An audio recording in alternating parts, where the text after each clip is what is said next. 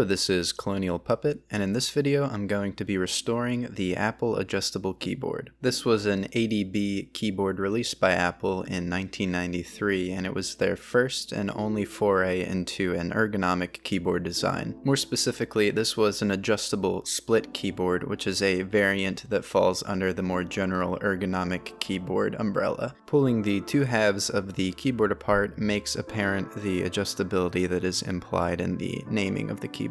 But unfortunately, what is also made apparent is just how badly my example keyboard has yellowed over time. And this is the result of a fire retardant that Apple put in the ABS plastic of most of their products of the era. This chemical would turn the plastic from a platinum white color to a dull beige yellow color when exposed to a combination of moisture, heat, and UV light. So in this video, we're going to reverse that chemical process as well as tear down the entire keyboard and give every component a good cleaning. So with that, let's get right into the restoration process. So the first thing I do is I flip the keyboard over to expose the screws that we're going to need to remove, starting with these 6 screws that are holding down this back metal plate. And once they're gone, the metal plate pulls right out. This exposes this gear assembly, which is the magic behind the keyboard's adjustability. Next, I'm going to remove these 2 gears by removing the 2 screws that are holding them into place. And then, going a little bit out of order, I remove these 4 screws holding together the 2 halves of the keyboard itself. Moving back to the gears, with a little effort, they just pull right out of these posts. It was at this point that I thought it would be a good idea to remove the keycaps. I don't have a fancy key puller, so I just added some vinyl tape to 2 screwdrivers and used those as pry tools. It's at this point that you can see the low profile Alps SKFR key switches that this keyboard uses. After removing the keycaps, I realized that I was at a loss regarding how to further disassemble the keyboard. But after a few minutes of fiddling, I realized that if I lift up on these 2 plastic tabs, I could further remove the 2 halves of the keyboard from this midsection, which was definitely progress.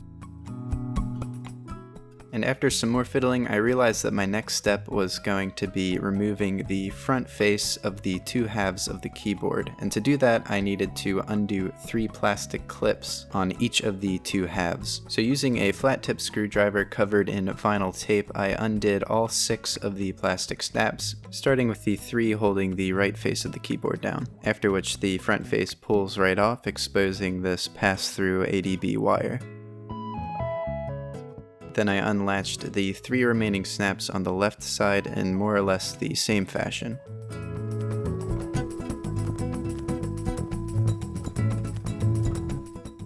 Then I undid the ADB pass-through cable and pulled out this connecting ribbon cable, which allowed me to carefully lift the left side of the keyboard away from the rest of the assembly. Moving to the right side, I started by undoing this little cable running to the spacebar assembly, followed by the ribbon cable. Then once both sides of the keyboard are pulled away from this centerpiece, I can then pull out the ribbon cable as well as the ADB pass-through cable.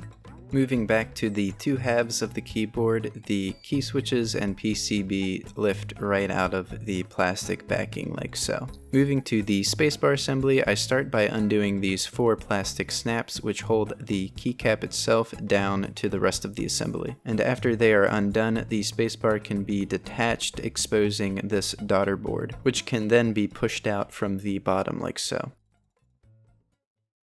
Now with all of the components separated from each other, you can see just how complex this keyboard is. And to be honest, I was pretty nervous at the thought of having to reassemble this keyboard, but thankfully I didn't have to worry about that at this point, because now was the time to clean all the plastics as well as treat the discoloration. And the first step of the cleaning process is to use Windex on all of the plastic pieces. Windex is generally good for removing most loose dirt, however I do want to add the warning not to to use Windex if you're cleaning plastic that features metal inserts or metal RF shielding, for example, and that's because Windex contains ammonia, which is corrosive to most metals. So if you want to clean plastics that are combined with unremovable metal pieces, I would skip this step and instead move to my next step, which is using isopropyl alcohol. IPA often removes about 95% of the black scuff marks and ink that Windex was unable to remove, and so for the remaining 5% of stubborn blemishes, I move on to baking soda and water. Baking soda will remove anything you throw at it, with the caveat being that it is a mild abrasive and will damage the texture to a plastic as well as any silkscreen or badging that your equipment might have if used too liberally. Lastly, I thoroughly clean each piece with dish soap and water and let it dry in a drying rack. I use a similar method to clean each of the keycaps, starting with a hand cleaning with Windex, which is followed up by a second hand cleaning, this time with isopropyl alcohol.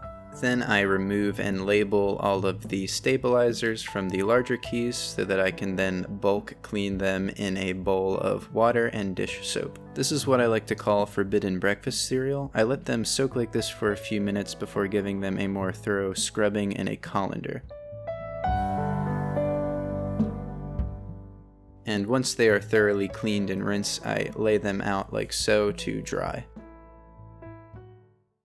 The next morning, I placed all of the plastic case pieces as well as the spacebar in a mixture of hydrogen peroxide and water. More specifically, I used 2 bottles of this 16 fluid ounce Salon Care 40 volume clear developer that I got at a local beauty store, and the rest is obviously water. Unfortunately, there isn't any precise measurements to follow that would result in the most efficient results. It's generally understood that the less hydrogen peroxide you use, the longer it'll have to be treated in the sun and vice versa. The 8-Bit Guy has a series of good videos on this process, which is called Retrobrite, and if you want to learn more about it, I suggest you look at his videos, which I will link to in the description of this video. I ended up letting the plastic pieces soak in the sun for more or less an entire day, and while that was happening, I turned my attention to the 2 PCBs, which were honestly in great condition. Usually there's a buildup of crud under the keys of these older keyboards, but in this case there wasn't any. All I had to do was give the key switches a light dusting with a soft paintbrush. Moving back to the plastic pieces, as you can see, the Retrobrite process did wonders for the color of the plastic. So after removing them from the solution as well as giving them a thorough clean and rinse in the sink, and after giving them some time to dry, it was then time to reassemble the keyboard.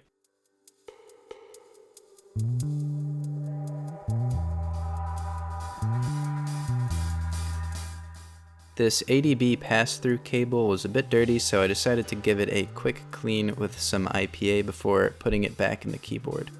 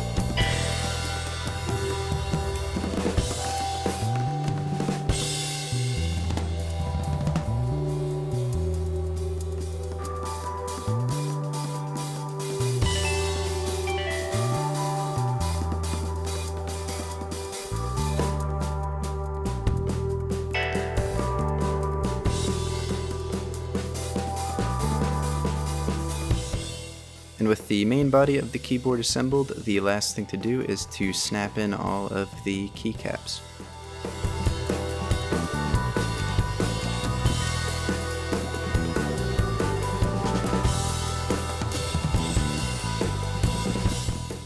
Followed by a final wipe down with some IPA. This was definitely one of the more challenging restoration projects I've ever undertook, given how complex this keyboard is with taking it apart and especially putting it back together. There was a lot of finagling that went into making sure all of the parts fit back into place correctly and all of the cables were run without interfering with any other components of the keyboard. But it was definitely a fun challenge and I can't complain with how this whole project turned out. I will let the before and after footage speak for itself. Admittedly, the dirt and scuffs on this keyboard were pretty minimal, but the yellowing was the major issue that had to be addressed, and I think it was addressed fairly well in this restoration project. Eventually, I would like to find some wrist rests that originally came with these keyboards, but for now, I'm just happy to have this keyboard in my collection. But anyway, I hope you found this video at least entertaining, if not helpful, if you're trying to restore one of these keyboards yourself or just need to disassemble it for some reason. I know it is a difficult keyboard to disassemble and to reassemble, but other than that, this has been Colonial Puppet. Have a nice day.